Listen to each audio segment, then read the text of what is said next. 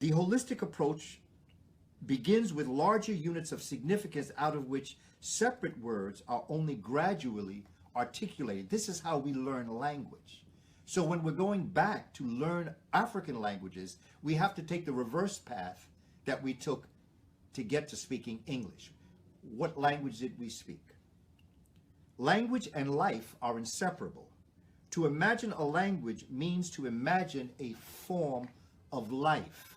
This is what Dr. Diop means when he says that when someone takes your language, they take your life. So we have to understand the importance. For instance, all of us come from different backgrounds. He talks about a lion, okay? The cat, the lion. If lions could talk, we probably wouldn't be able to understand them because humans and lions represent different forms of life. For instance, a lion, the olfactory, the sense of smell is very important because lions and cats depend on their smell to be able to live. Much of their smell and olfactory deal with this. For those of you who are Trekkies, you know Klingons. Klingons were a warrior people. All of their language was based in war.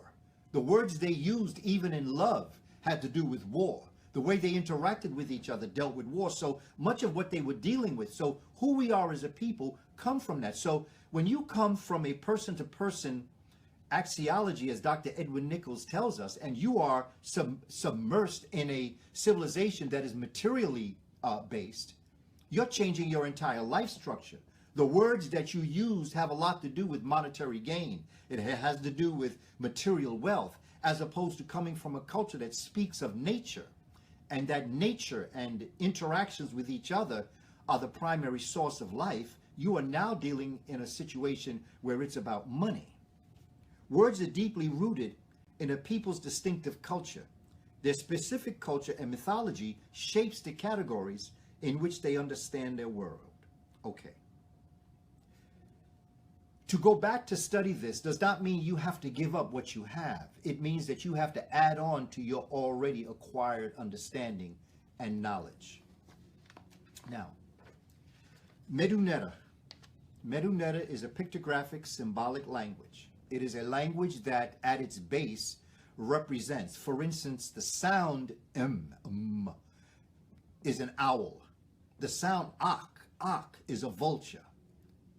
The letter N is wavy lines.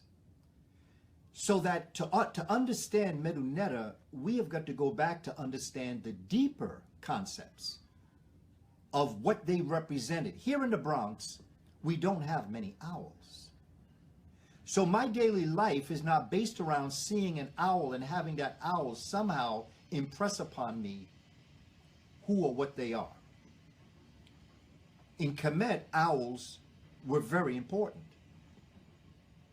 They're not the smartest bird, but from my research, owls have the ability to turn their head almost completely around, if not completely around, which to a person looking at the owl from a metaphoric perspective, the owl has the ability to see all of its surroundings.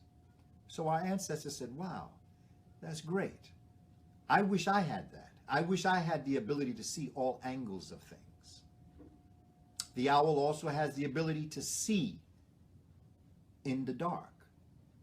So our ancestors from a metaphoric perspective said, wow, that's great. Imagine what it would be if I could actually see truth in darkness, if I could perceive light in dark. So the owl came to represent intelligence.